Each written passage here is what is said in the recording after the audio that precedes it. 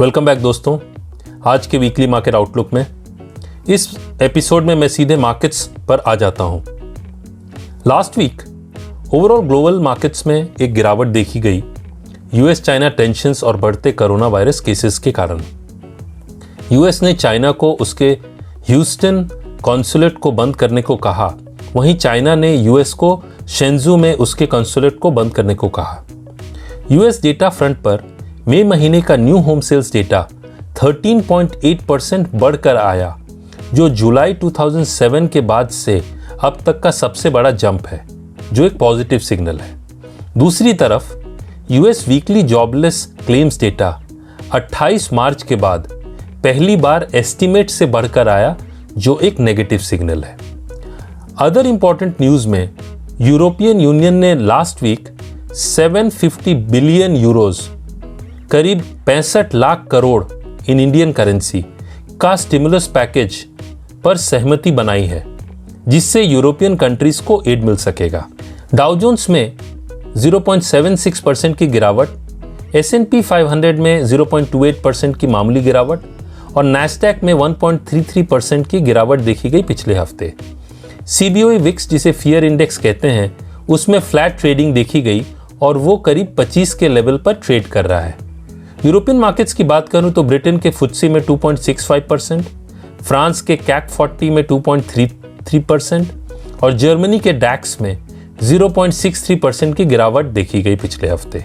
इसके साथ euro stocks 50, जो यूरोप के टॉप 50 कंपनी से बना है, उसमें भी 1.63% की गिरावट देखी गई। एशियन मार्केट्स की बात करूं तो जहां चाइना के शंघाई कॉम्पोजिट में 0.54% की गिरावट देखी गई, वहीं जापान के निके में 0.24% की तेजी देखी गई और इंडिया के निफ्टी और सेंसेक्स में करीब 3% की तेजी देखी गई, जिसमें रिलायंस का मेजर रोल था, जिसमें करीब 12.6% की तेजी देखी गई। कमोडिटी मार्केट्स में गोल्ड और सिल्वर दोनों में एक अच्छी तेजी देखी गई। गोल्ड में 4.83% डॉलर टर्म्स में और गोल्ड $1900 के करीब ट्रेड कर रहा है, अपने सितंबर 2011 के ऑल टाइम हाई $1921 के बहुत करीब। सिल्वर में पिछले हफ्ते हम लोगों ने 15.6% की तेजी देखी और वो करीब $22.85 पर ट्रॉय ऑन्स के करीब ट्रेड कर रहा है। गोल्ड और सिल्वर में फियर ऑफ इन्फ्लेशनरी ट्रेंड, क्योंकि ग्लोबल फाइनेंशियल सिस्टम में जिस तरह की ट्रिलियंस ऑफ डॉलर्स की लिक्विडिटी इंजेक्ट की जा रही है, तो फियर्स ऑफ इन्फ्लेशनरी ट्रेंड है, वो सपोर्ट कर रहा है गोल्ड और सिल्वर प्राइसेस को, और यूएस चाइना टेंशंस के कारण भी एक सपोर्ट गोल्ड और सिल्वर को मिल रहा है। Crude oil prices sideways trade कर रहा है। नाइमेक्स क्रूड करीब $41.3 पर बंद हुआ। करेंसी फ्रंट पर रुपया डॉलर के अगेंस्ट साइडवेज ट्रेड कर रहा है 74 और 76 के रेंज में। FIIs की बात करूं तो लास्ट वीक 7,991 करोड़ की बाइंग रही, वहीं DIIs की बात करूं तो 5,323 करोड़ की सेलिंग देखी गई। निफ्टी का पुट कॉल रेशियो यानी PCR 1.85 है, मतलब अभी भी सिस्टम में पुट्स ज्यादा हैं कॉल्स से।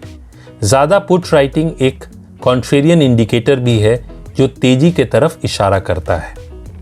जुलाई मंथली सीरीज में मैक्सिमम ओपन इंटरेस्ट 11,500 के कॉल ऑप्शन में और मैक्सिमम ओपन इंटरेस्ट 11,000 के पुट ऑप्शन में देखा जा रहा है, तो ये रेंज काफी इंपॉर्टेंट हो जाता है 11,000 से 11,500 का।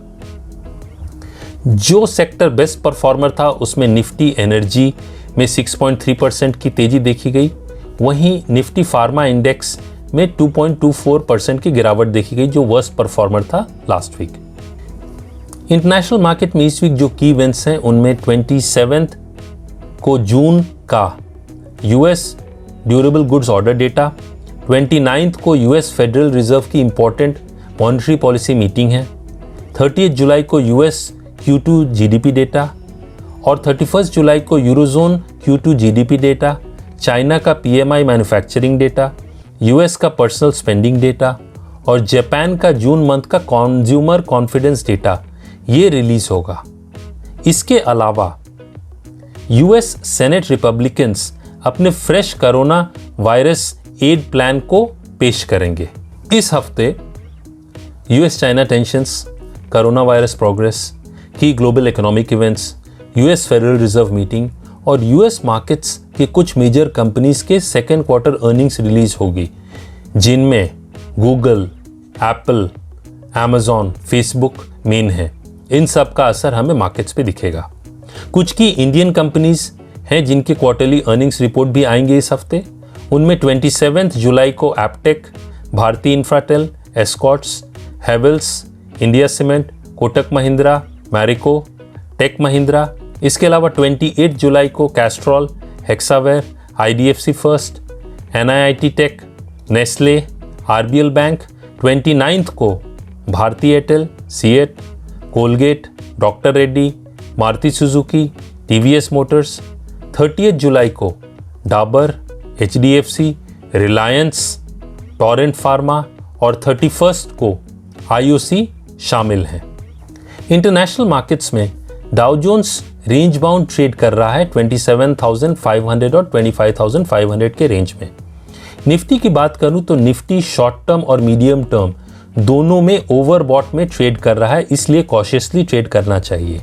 ट्रेंड की बात करूं तो टेक्निकली बुल कैंप्स अभी भी स्ट्रांग है बेयर कैंप से, लेकिन इस लेवल पर रिस्क रिवॉर्ड रेशियो उतना फेवरेबल नहीं दिख रहा है, इसलिए कॉशियस रहना चाहिए।